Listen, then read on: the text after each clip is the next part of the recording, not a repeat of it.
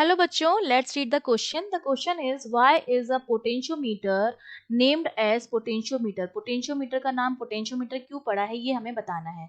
तो देखिए हमारा जो की कॉन्सेप्ट हो जाएगा, की कॉन्सेप्ट में सबसे पहली चीज जो हमें पता होनी चाहिए कि हम पोटेंशियोमीटर का यूज करते हैं। पोटेंशियोमीटर का जो यूज होता है वो हम किस में करते हैं, उसका हम यूज करते हैं पोटेंशियल को कैलकुलेट करने में। ठीक है, पोटेंशियल को कैलकुलेट करने में यूज करते हैं। अगर मैं इसके प्रिंसिपल की बात करूं तो देखिए हमारा पोटेंशियोमीटर क्या होता है, इस तरह से एक तो प्राइमरी सर्किट होता है जिसमें ई इसका ईएमएफ है, इसका इंटरनल रेजिस्टेंस सपोज आर है और इस तरह से की जुड़ी होती है और ये एक तरह से यहाँ पर वायर जुड़ा हुआ होता है। ठीक है, इस वायर ए बी, ठीक है, और उसके साथ हम जोड़ते हैं एक अननोन सेल जिसका ईएमएफ हमें क्या करना है, कैलकुलेट करना है। ठीक है, इसको हम कनेक्ट करते हैं गैल्वोमीटर से और ये कनेक्ट होता है हमारा जॉकी से, और जॉकी को इस वायर पर हम स्लाइड कराते हैं और जहां पर जिस पॉइंट पर गैल्वोमीटर में नल डिफ्लेक्शन आता है, मतलब अब कोई भी करंट जो हो रही है वो फ्लो नहीं हो रही है, तो नल डिफ्लेक्शन पर हमें मिलती है बैलेंसिंग लेंथ।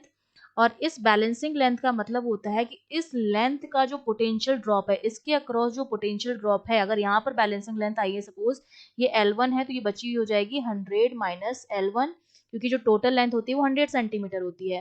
तो इस L1 लेंथ के अक्रॉस जो पोटेंशियल ड्रॉप होगा हमारा, वो इस सेल के ईएमएफ के क्या होता है, बराबर होता है।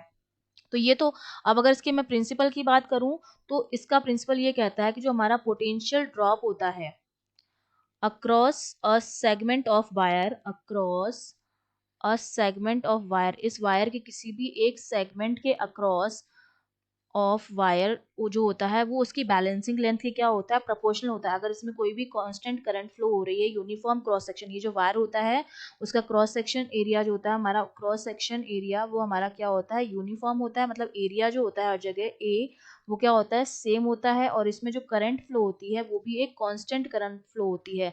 अगर ऐसा हो रहा है तो जो पोटेंशियल ड्रॉप आएगा across a segment of wire V, वो हमारा उसके लेंथ के क्या होगा, प्रोपोर्शनल होगा। तो जब प्रोपोर्शनल का साइन हटाते हैं तो यहाँ पर के एल मिलता है, यहाँ पर जो हमारा के आता है वो हमारा क्या होता है, पोटेंशियल ग्रेडियंट होता है। ये हमारा क्या होता है, पोटेंशियल ग्रेडियंट। ठीक है, तो ये हमारा पोटेंशियोमीटर का प्रिंसिपल हो गया है। और ये जो होता है इसको हम आइडियल वोल्ट मीटर भी कहते हैं, क्योंकि अगर मैं आइडियल वोल्ट मीटर की बात करूं तो आइडियल वोल्ट मीटर के लिए जो रेजिस्टेंस है हमारा वो क्या होना चाहिए, इनफाइनाइट होना चाहिए, ताकि उसमें किसी भी तरह की कोई करंट नहीं जाए। तो हमारा जो पोटेंशियोमीटर होता है ये किसी भी तरह की करंट जो होता है वो विड्रॉ नहीं करता है। Withdraw withdraw zero current from cell, zero current जो होता है वो विड्रॉ करता है बैटरी से।